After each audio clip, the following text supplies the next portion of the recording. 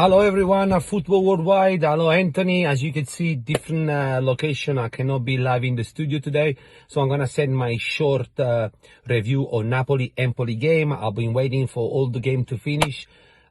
Even if the other game don't affect them much, Napoli result will affect the outcome of the later. So I was waiting until the Lazio game. Now I'm ready to go. First few things: Napoli beat Empoli 2-0. It was quite tight game. As expected, all these teams now they start parking the bus against Napoli, sitting ultra defending and try to countering attack. Something that in the previous few years always worked against us. We always struggled to find the space because we had only one way of play football, which was the short little pass. This year, unfortunately, for others, good for us, it's not working for no one because we have so many different options. We have so many different way of creating score opportunity. It could come from a cross, it could come from a direct ball, it could come from a short passer with a combination, could come from an individual. And we got so many players that are very high performing, and even the players coming off the bench that I can hardly see any team give us any trouble as of today. I believe that in this moment, historical moment, Napoli is an unplayable team as of today. Tomorrow we could change. We don't know because a lot of those players are new, and also we don't know if that's the peak of their career, you know, short-term peak, and they're gonna drop or they're gonna perform their way. What's very important to say, it's Spalletti. You guys have no idea. I receive a lots of message from Spain and South America regarding Spalletti, from the coaching world. Of course, people start studying Spalletti football style, which is revolutionary if you think about. Because right now, he's not worried about anymore the carry of the ball. He's not worried about structural movement, but he's actually doing unstructured movement. What's really important for a man off the ball to move into empty space and continue moving into empty space, even if this empty space is somewhere away from his position. And there's always somebody else moving in the empty space, create that apply that went into the empty space. So you don't put applies in between lines anymore. You put applies in between into empty space, which is something quite new. There's a lots of vertical ball. We don't mind doing a couple of long pass. So this tiki-taka always study from the back, ball possession, with the lateral ball is there. This was finished long time ago. People still think it's the way to play football here in this country.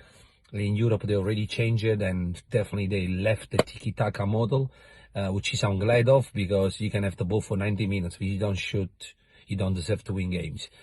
All these numbers that people were working on at the end of the game were great numbers, but at the end of the day, what really matters is the score. That's what Spalletti understood. That's why we create so many shooting chances. That's why we create so many opportunities inside the penalty box, because we put numbers and men inside the penalty box. And that's the way football should be. Having the ball possession, 60, 70 possession of the ball, but in my defense side, or in my half side, or in my defending third, whatever you want to call, is useless, guys. Yeah, of course, you're going to say, if you hold the ball, the others can't score. The others don't need 60% of the time to score a goal. I get a ball off you under pressure while you're playing like a bacala at the back with your goalkeeper, and it's gonna cost you. So this is the modern football. That's what Spalletti is doing it. And I'm not saying this as a Napoli fan only.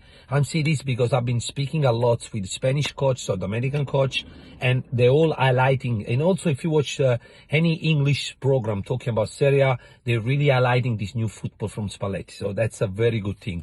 I got a few notes here because I don't wanna be losing and take it too long, be by myself doing a video. So what's really impressed for me in the last 3 or 4 games is that Napoli has not been playing like we started before. So everybody's talking about, Spalletti will drop form, Napoli will drop, and they're always choking. First of all, we never choke, because last year we finished third. After 2 years, we never qualified for Champions League. So for us, our target was well and done. We're supposed to finish top 4. We finished third. So it's 1 position extra what we are aiming for.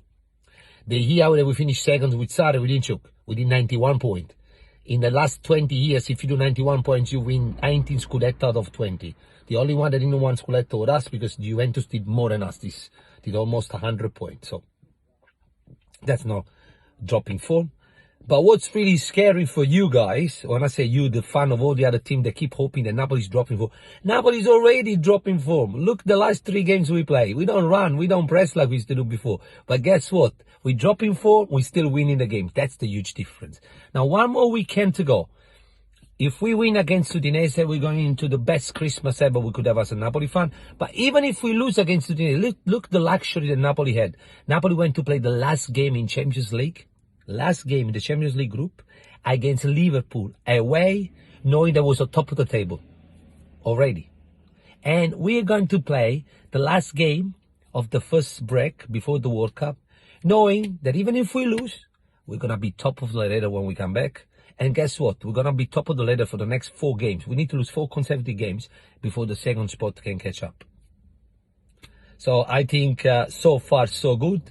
And another great thing, guys, the World Cup break is coming now. For Napoli, it's the best thing ever because I think we're going to send 3 or 4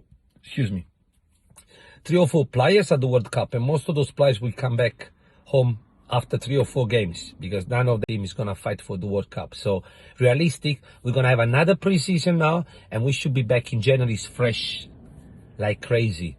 And another thing, everybody keep complaining about the injury in their team, but people forgot we played 5 games without Osimhen. Last year, without Osimhen, we were dead. This year, we didn't even feel about. Actually, we're sorry when he come back because we have to put the other 2 players on the bench. We've been playing without a centre-back, a starting centre-back, Rahmani, and we're still dominating with Juan Jesus. We've been playing 3 games without Anguissa.